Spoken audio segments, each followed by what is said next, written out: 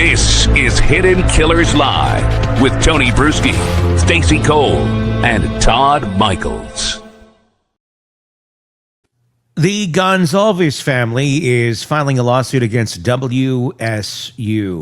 That's the university that Bryan Kohberger was a teaching assistant at, not the school at which their children were attending or their daughter was attending, but certainly part of the ecosystem of the story of Bryan Kohberger. Today we're going to be tackling the thing everyone tiptoes around, the difference between a person who's simply socially odd and a person who is showing red flags that point towards potential danger. Washington State University had dozens of complaints against Bryan Kohberger, women who felt physically uncomfortable, faculty who documented behavioral issues, a department that held mandatory meetings because of one student, one teaching assistant, and at the same time, a man with no criminal history, no documented violence, no official reason to remove him really from anything. This is where psychology, pattern recognition, civil liberties, and institutional failure all collide. And nobody breaks down that collision like Robin Dreeke, who's going to help us get into this conversation and help dissect what exactly it is we're looking at when we hear about the Gonzalez's decision to sue the school. They're not saying that the school would have prevented the murders. What they're saying is they have an obligation when you have enough complaints to do something a little more proactively than they did, because they did eventually fire him. But it did take a lot of checking boxes and a lot of meetings and a lot of this and a lot of that before anything actually took place. Robin, when you look at the specific behaviors reported, the intense staring, blocking doorways, hovering near women's offices, what do those behaviors indicate from a human behavior standpoint, not criminally, just instinctual human signaling? Yeah, so those behaviors that Kohberger was exhibiting are behaviors of control. Control and inappropriate, unhealthy behavior, I should say, just because he was off, socially just way, way off. And like you said, just because you're socially off doesn't mean that you're doing any criminal activity. But when you look at, as we do, our arcs and norms of human behavior in context in certain areas, he was definitely standing out from that. And part of that is he would then fall into, especially as an employee, a standard of conduct that is incongruent with his condition of employment, because every employment organization has, a clause in there that says professional conduct. Mm-hmm. And clearly his behavior was unprofessional, but what they lacked was leadership.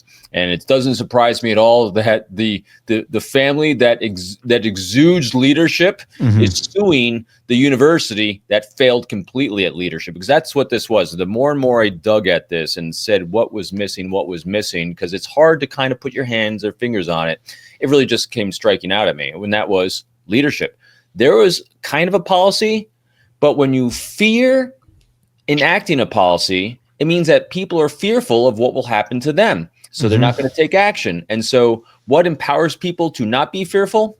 Strong leadership that backs a policy. And that's what they lacked. So do you think they could have done, if they had gotten in Bryan's face, and not aggressively, but look, we've got complaints against you. We're concerned about, right. But spoke to him and said, we are not going to tolerate this. Does that change how a perpetrator performs in that environment? Do they become more aggressive? Do they go, wow, okay, I'm being disciplined, I need to do something? What happens with somebody like this? Not necessarily in Bryan's case, but when you see someone like this, what do you do? Yeah, it's a really sticky one, Stacey, because someone like Kohberger, where, again, I think he was on an arc of predestiny of doing violence against human beings, because he had a lot of issues that were unable to be mitigated. Because I really think his family did a good job of trying to mitigate it. Could they have done better? Hindsight's always 20/20. Anyone can always do better. But what happened in this case was that if you're going to intercede, and they needed to intercede earlier, and it's one of the hardest lessons I learned in the Marine Corps as a young Marine Corps officer, was that, hey, if I had a behavior of one of my Marines that was off, I had, and I had, when I was at Paris Island, I had drill instructors that were 4 times much experienced, twice as old as me, that I was leading. If they did a behavior that was completely inappropriate and off, that was against policy and procedure, I had to sit them down in front of me. I had to write it out exactly what expectations were for the behavior, what the standard was, how their exact observed behavior was incongruent with that. I sign it, you sign it, and then we'll have another discussion if this doesn't change in a certain time frame. And then you have it documented, and then you can dismiss someone. Now, to the greater question, would that have prevented anything? Those hypotheticals are so hard because he was on an arc. But what I saw from what the I can't even say their name. Gonzalez's were trying to do, and rightfully so. They're not saying that this would have prevented the deaths of our daughter or the other 3 children, but it might have mitigated it. It might have done something. But at the very least, there should be some sort of culpability for a lack of leadership, a lack of enforcing policies. Because when I did I do my deep research. When I did deep research on this, I said, all right, so does WSU have a policy of this kind of conduct? And yes, they do. And I said, who's responsible for that policy? It can't be locked down. I said, who came up with that policy? It can't be locked down. It's like the HR office. I said, who is ultimately responsible for that policy? In other words, who does it get reported to? And it's nebulous. And when things are nebulous, there's fear. No fear, people take action until it's shoved down on you, because people are so afraid of being labeled. All these different labels today, like any form of profiling whatsoever, and we'll get fearful. Now, there are universities, I did the research on this, there are universities that actually have a centralized point where you can report things without fear for not being profiling or anything like that. Like UConn has it, University of Wisconsin has it, because I was trying to do we have a compare and contrast where there's universities doing it properly? Yes, there are. It's just in this case, they had a policy-ish, but zero knowledge of who's responsible for report this to, besides department heads, which then are going to have to pass it up. In other words, there was no centralized point of leadership that said, hey, I am on this. I got your back. We got to intervene earlier. And here's how to do it. Like literally just what I said. It is so easy to not label someone as good, bad, right, or wrong. Here's just behavior that's incongruent, like blocking doors. Right. Like hovering over people, like staring at people. These are actually observed behaviors. You put it down on a piece of paper. This is what we're defining as unprofessional for a teaching assistant. Don't do this again. Don't ever get in the way of someone again. Don't do this behavior again. I sign, you sign. Because now it's not me saying, I heard this, or I think you shouldn't be doing this. No, here's the behavior. Don't do it. Sign, you sign. If I see it again in a week, you're gone. If they'd done that earlier on, things would have. And it seems like they did do that to a certain extent. It's just more so about how effective was it? And obviously, some people, you can write them up all you want. If this is how they act, it's how they act, and you're not going to change it if they don't think anything's wrong. But it's at what point how many warnings do you give? Eventually, they did fire him, but it took many, many months to get there, and many, many complaints to get there, and that's where it's the weird ground. It's that middle, it's that gray area where you have the university, or you have whatever entity you want to talk about, whether it's this case or another case, where people are so fearful that they're going to step on the rights of basically the perpetrator, or someone who's causing the uncomfortable behavior, if it's standing in the doorway or whatever it may be. They're fearful that they're going to offend that person, and that person is going to have some sort of rights that trump the rights of the person making to be felt uncomfortable, because you get into the territory of, are they autistic? Is this some sort of autism thing? Or there's always the what ifs. And there's too many what ifs where people just don't seem to be able to come out and feel legally or professionally safe to call out this type of behavior in any sort of real, effective, true, authentic way. And then you have the people who are portraying this behavior that either are completely clueless about it, which I think Kohberger was, or they are doing it intentionally and they know exactly what they're doing and they're not going to stop. But it's how do you correct this? How do you get in there? How is WSU wrong in what they did here? They did document. They did have talks. They did sit down. They did warn. It didn't happen like that overnight, but they did follow up on all of these things. And after so many strikes, they did finally get rid of him. Mm-hmm. And at about the pace I would expect a university to do it at, too. And maybe that's the weird part here is we all expect this to take forever because that's how it seems to go because of so many precautions. I think WSU sits in a really weird place where damned if you do, damned if you don't. Mm-hmm. They can't just fire the guy for being weird and awkward and creepy. That's not breaking any laws, and they can't kick him out either for that. They're going to get sued by him or whoever they would be doing that to. At the same point, you're putting all these people in possible harm's way, but it's just possible. We don't know because there hasn't been any sort of actual harm done other than them feeling uncomfortable by the actions of Kohberger in this case. I don't know where to sit on this. I mean, I wish we could do something more proactive, but I feel legally, I think their hands are tied. So I think it's a frustration because I don't think people have thought through this innovatively. And here's what I mean. Here's an idea of what I think could be done. Mm-hmm. So, and I'm with you, and that's why I think it's going to be a tough lawsuit for them for the Conclaves to pursue just because of all these things you're talking about. They didn't fail in the ultimate execution. Where I believe they could do better is the tempo.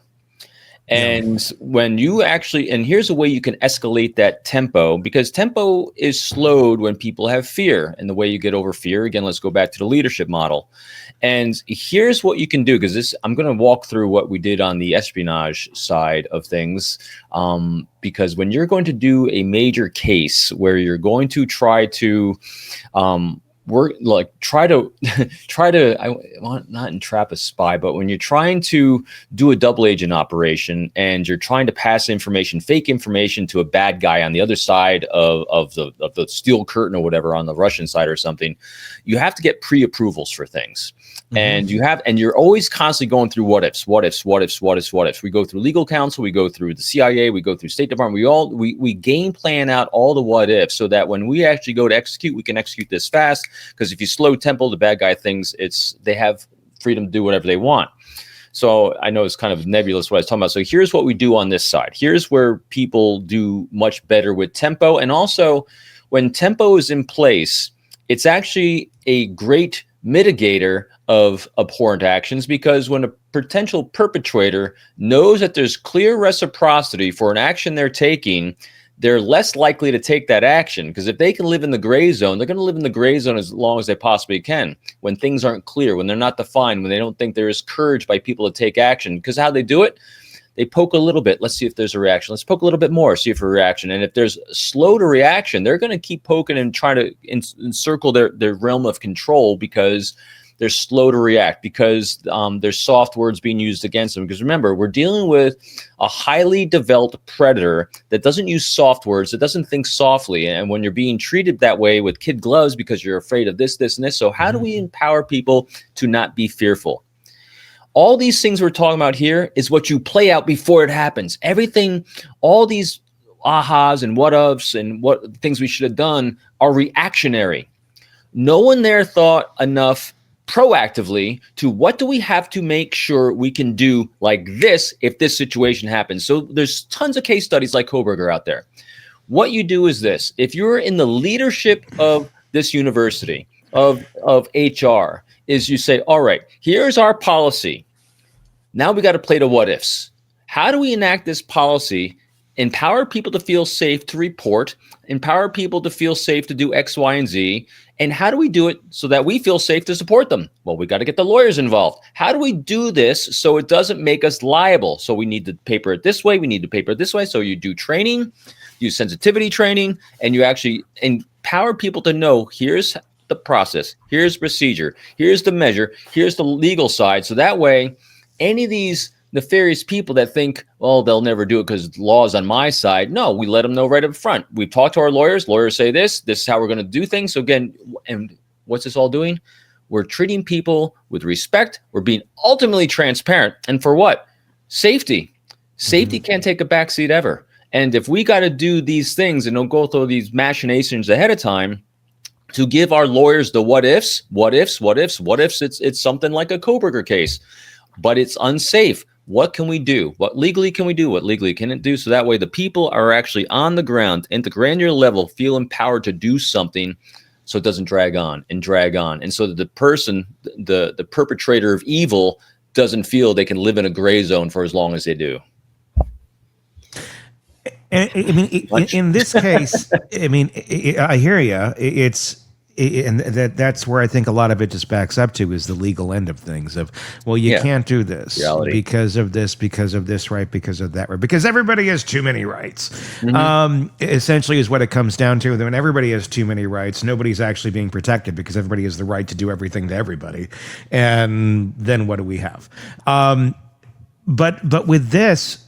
How, I mean, in this case specifically, let's say Kohberger never went through and actually killed the people, was just autistic and creepy in his mannerisms, completely clueless about them, because I think he is clueless about them. I don't think he has any idea just how creepy his behavior is and how bizarre it is.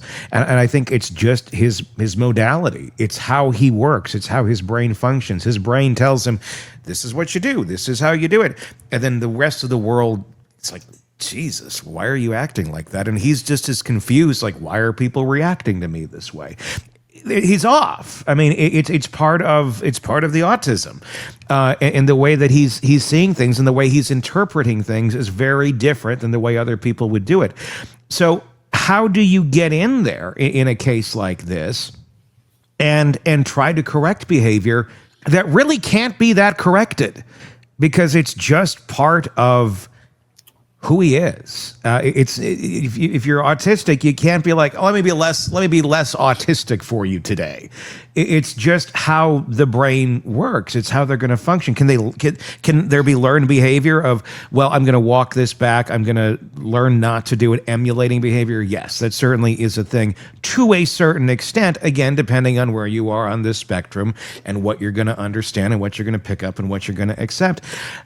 I just don't know. And look, I'm not trying to defend Kohberger here, and I'm not trying to defend WSU, but I just don't know when you have somebody that has a brain that works as differently as Kohberger's did, that you can get out in front of this and foolproof predict or stop or really do much of anything. And what do you do at the end of the day here?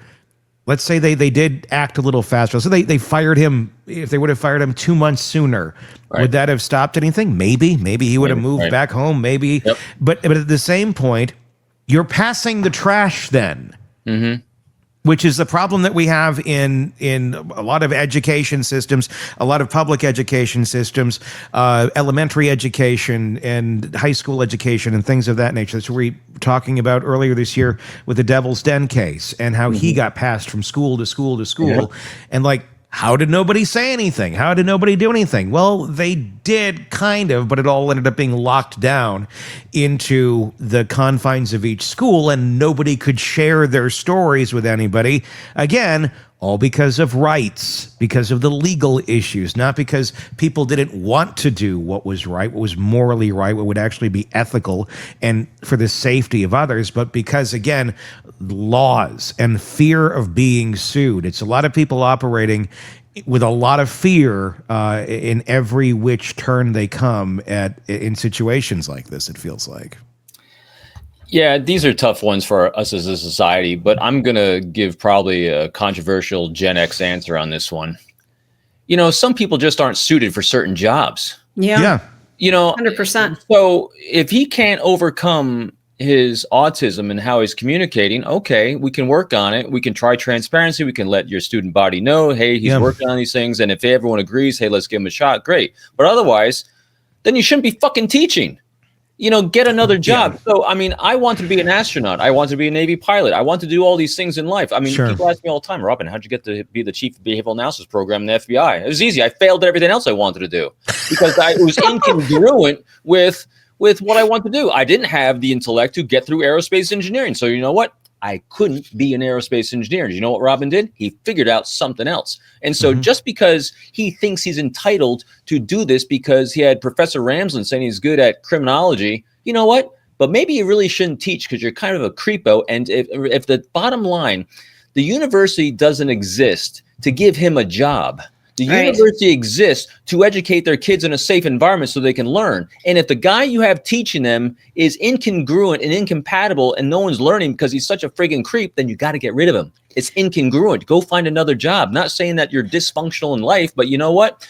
Your lack of ability to communicate and not come across creepy. And if you're not overcoming it, you put them on a pip or whatever you're doing. If it ain't working, you just aren't meant to do this. There's a lot of people in life. You're just not meant to do things. That's why you get fired. That's why you move on. That's why you try other things.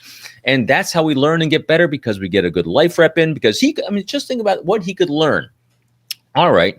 Instead of being coddled and told you're great at doing this and eventually can you imagine if he had actually passed and became a professor? Who the hell would take his course? Right. It's like ridiculous because he's so creepy. He's horrible. He's misogynistic. All the things he's accused of.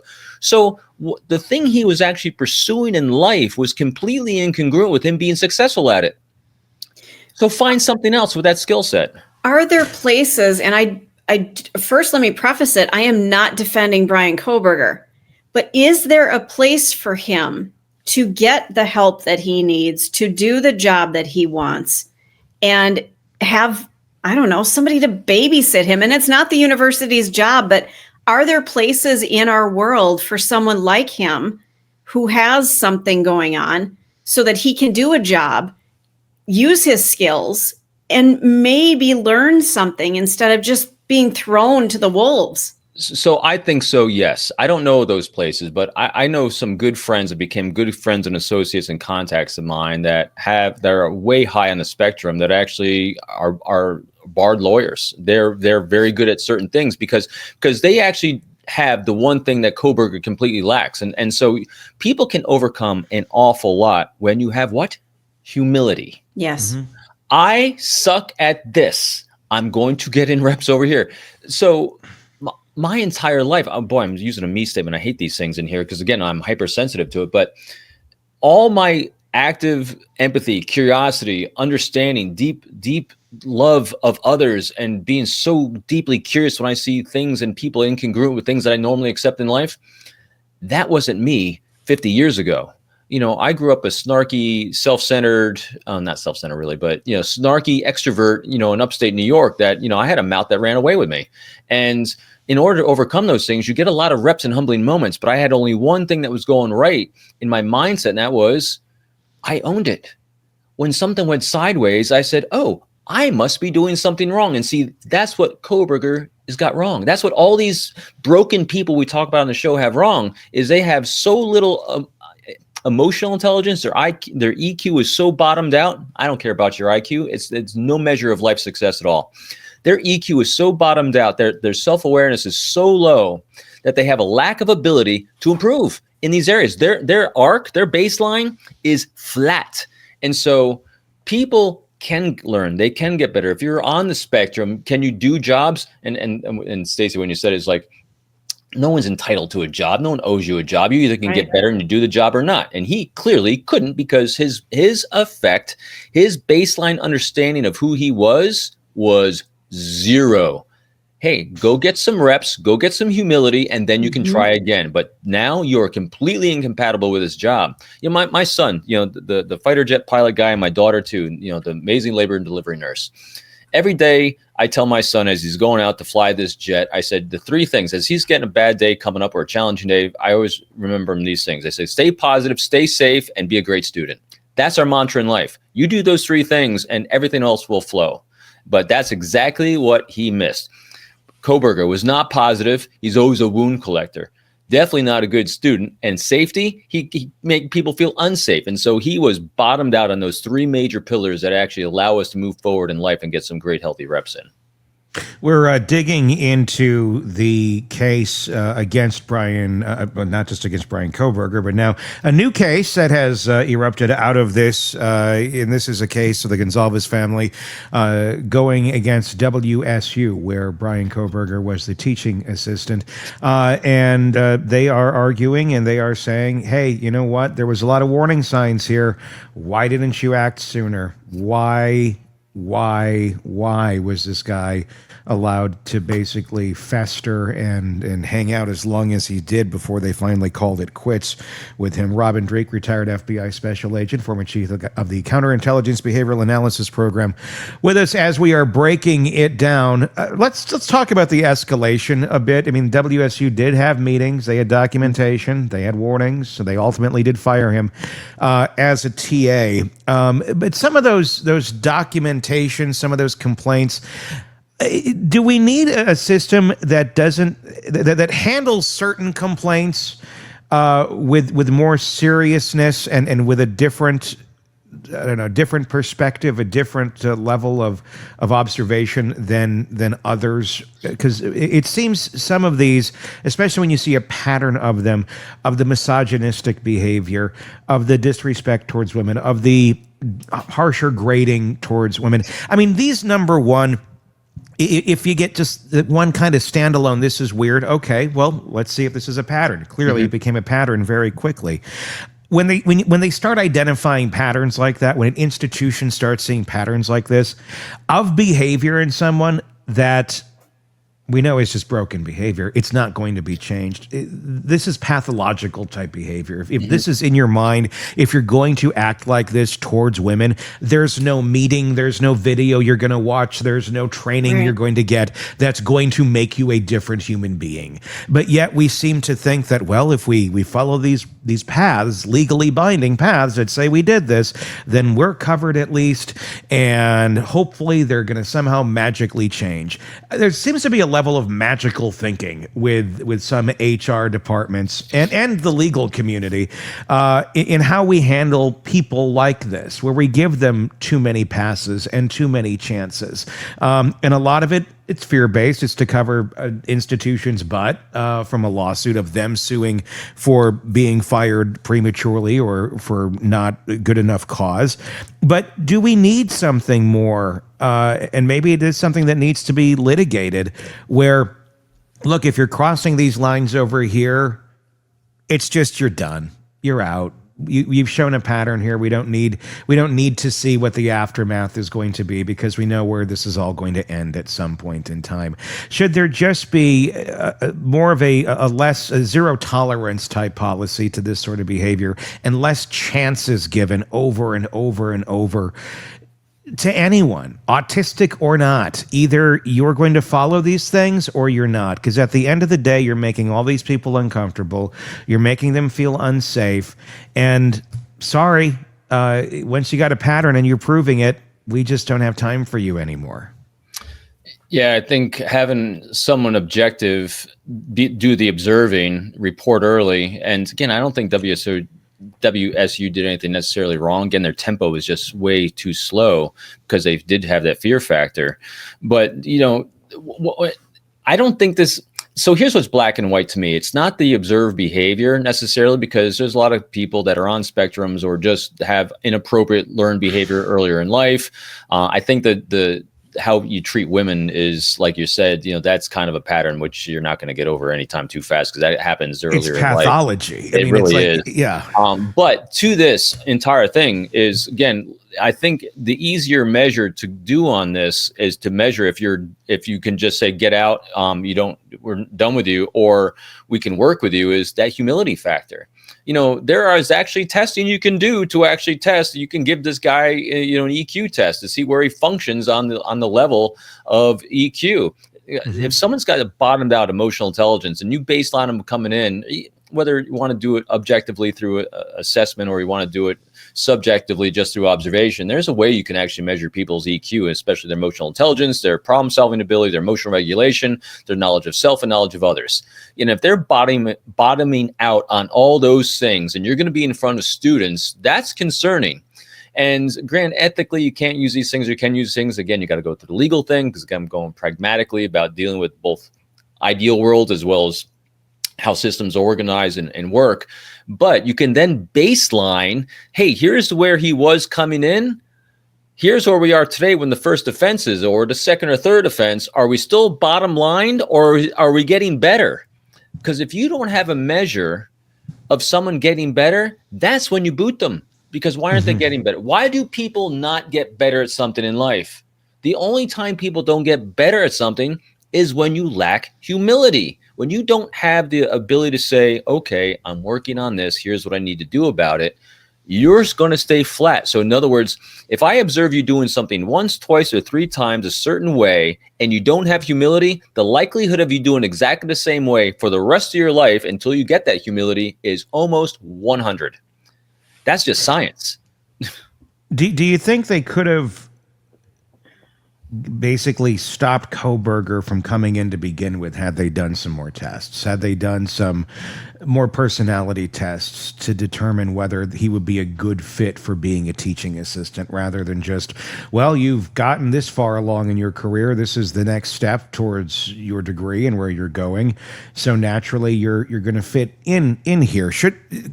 Should we have more of that? Should we be testing people more in different ways for the areas to which we expect them to excel at, or to participate in, or lead?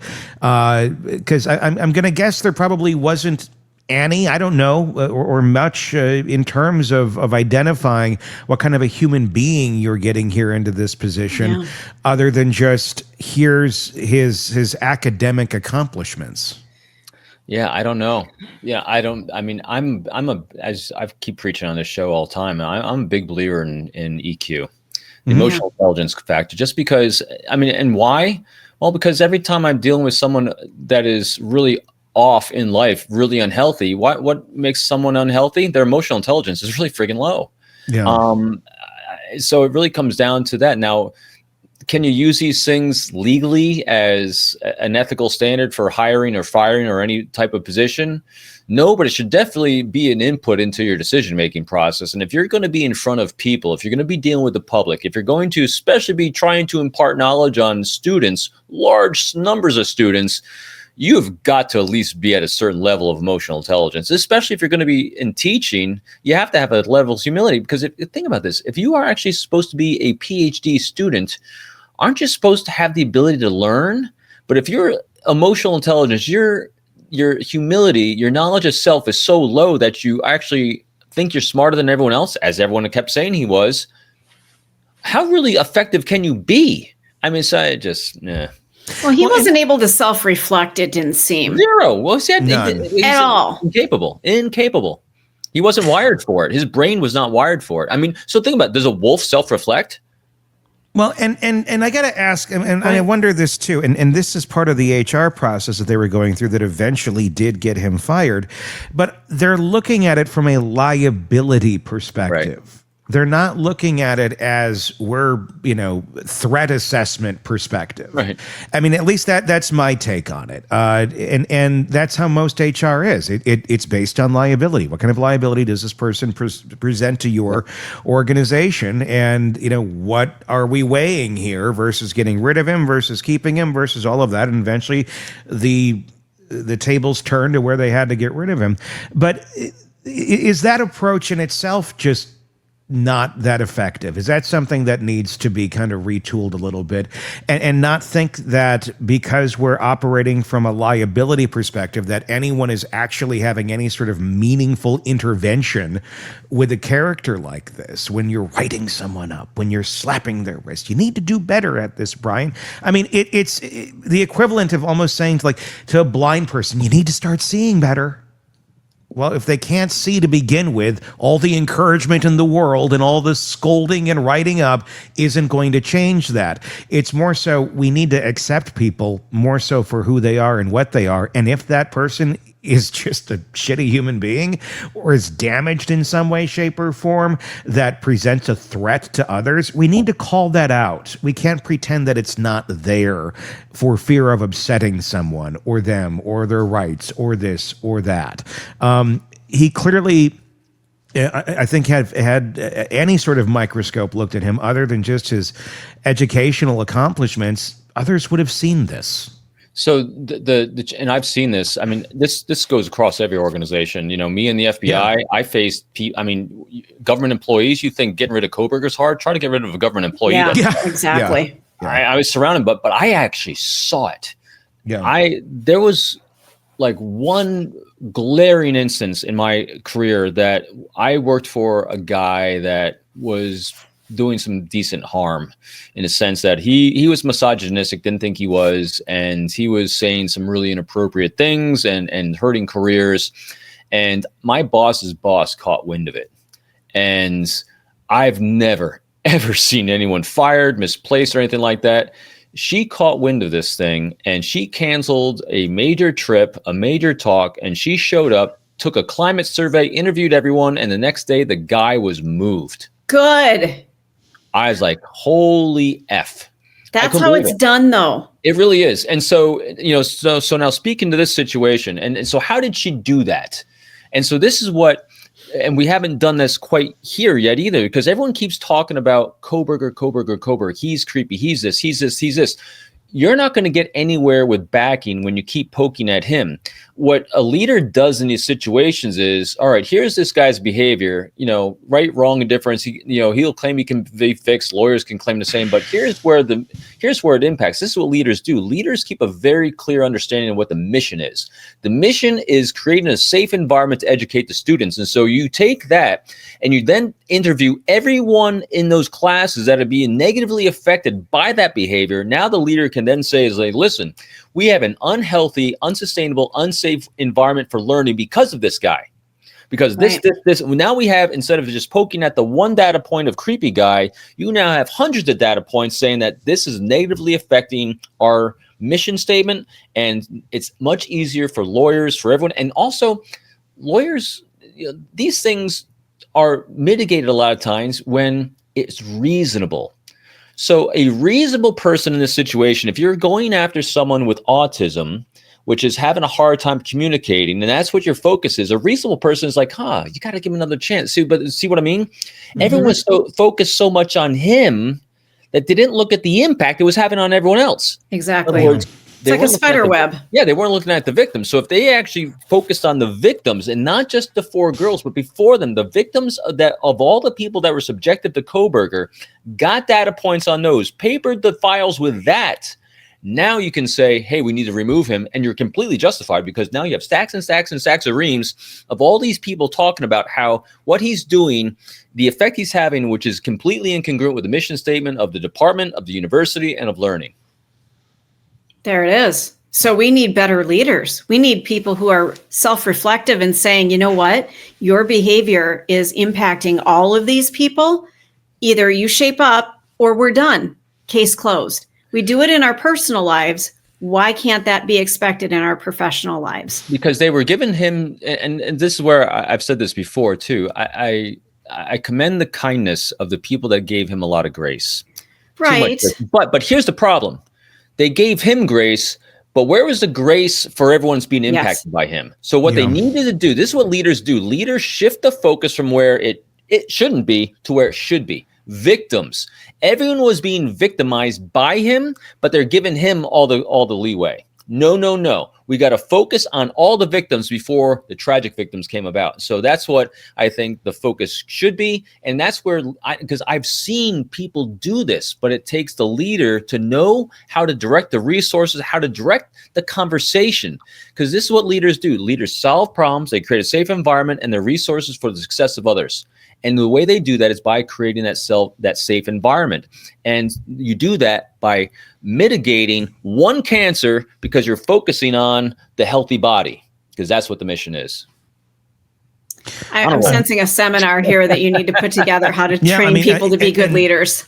And I love that. The reality in a lot of it, though, it comes back then to the liability of, okay, well, if you're going to do this way, then expect that, you're going to get a lot of pushback over here too.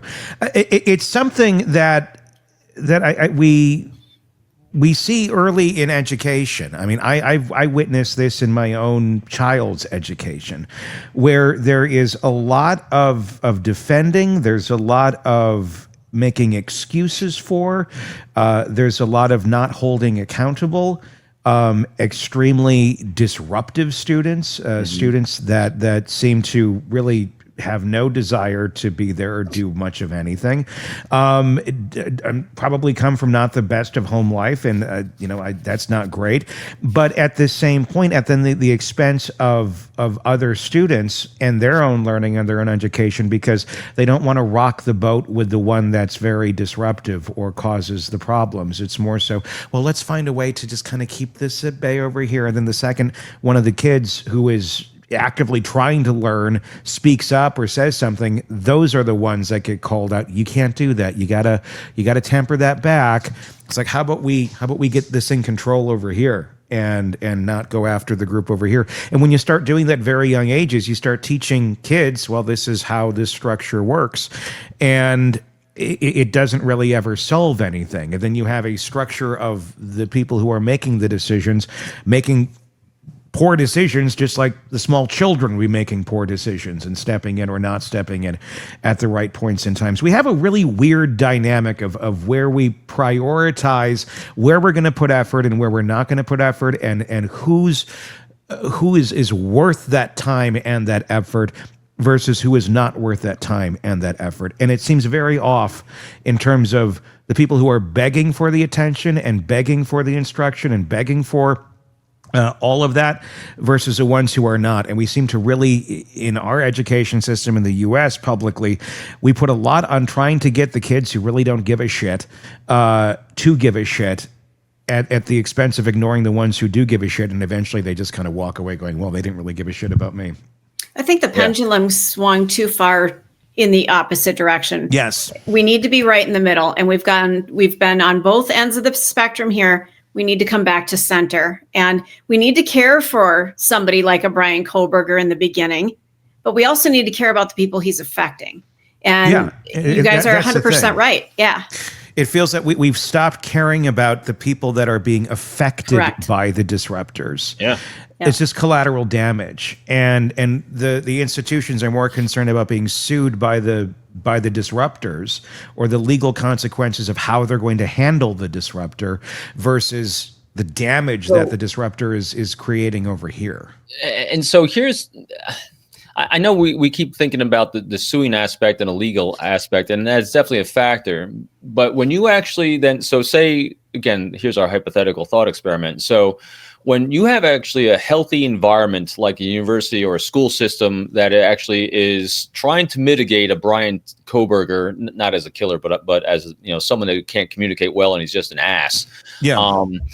When you're having these conversation discussions early on, one thing that you do is you include the parents, you include guardians, you include people in these people's lives to see what they're doing. So because part of this process then also is understanding that, letting them know, listen, here's the cause and effect of behavior. And then they're aware of it. It's in writing. And so it mitigates this legal side, because also, because lawyers are always part of these conversations anyway, they will actually see, hey, everyone's being reasonable. They're the unreasonable ones. And also the likelihood of disinterested parents or parents that aren't even there, the likelihood of lawsuits for you taking action on the benefit of a greater whole is so much lower. And it's not going to go anywhere, because I do this all the time when I'm working with family members or my own life or anyone. And granted, we're a little jaded because we keep seeing bad court systems in a lot of these cases. Right. But in general, courts are reasonable. And what you have to demonstrate all the time is the reasonableness of the action that you're taking for the benefit of the stated benefit in writing of universities, of organizations, institutions. You then have to show the reasonable effort you went through to mitigate, to do all these things. All these things take bandwidth. They take energy. But what happens is you take that bandwidth and energy once, twice, or three times. The people then see, I won't even bother. Because look, they have a process, they have a procedure in place. And so you set that standard. And so what are we doing now? We're now leading, because you're setting that standard. All it takes is one really great example, really great case to see the method, to see the routine, to see the process, to see the procedure. All the time is you're taking written rules and policies. You're having no fear to enact them, and no fear of legalese either, because when you're taking reasonable action for the greater benefit of others, and you're given reasonable accommodation, so it's always reasonable accommodation for someone to change their pattern of behavior, and they're not taking it, that's on them. That's their behavior. So they are causing a cause and effect by their, well, I'm not making the choice. They are making the choice by their behavior being incongruent with what we said, what we counseled, what we stated in the policy. Yeah. It's laborious, obviously, what I'm saying, but it actually is step by step, very clear, very reasonable. But what's it take? It doesn't take hand wringers, because when you start doing the hand wringing of fear, no one's going to take action. One leader at the top, ready to fall on the sword if they have to. You know, I'm watching inside the bureau, this high executive. I'm like, wow, are they going to get sued? This is a big deal. And they're going after a power broker here. I mean, they're removing another power broker that had an allies and everything else. And I'm watching, sitting back, waiting for the fireworks and waiting for the explosion. You know what happened? Nothing. You know why? It was reasonable. Because of the harm and destruction they were able to articulate, because they took the bandwidth to do all these interviews, document all these interviews of what exactly was said on what dates and blah. And so this person could say all they want about how they're just doing X, Y, and Z, and they're just exercising good leadership and all that. Yeah. Well, look at the death and destruction you caused in all these people, and how that then trickled on down to the things they're doing. You're removed. That's reasonable. Oh, yeah. Having the paper trail, having the documentation, having all that is so critical. I guess it's in this case, could they have done it better? Could they have done it faster? Could they have done it more efficiently?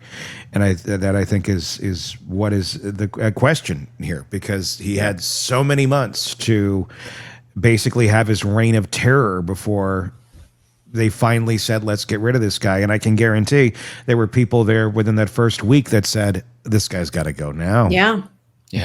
But their hands were tied, essentially, at least according to the policies that were at play at that moment in time. So if anything, hopefully at the end of the day, this is a bit more of a reality check for WSU and universities as a whole, of how they handle these sort of things, how they have handled these sort of things, and how they can improve on them going forward to weed out individuals like this sooner rather than later. Because there's a lot of these people out there. I was just going to say, are there more festering in departments and they don't know what to do and don't know how to get rid of them? Yeah, without a doubt. Without a doubt. Yep. So hopefully this will make some sort of difference there.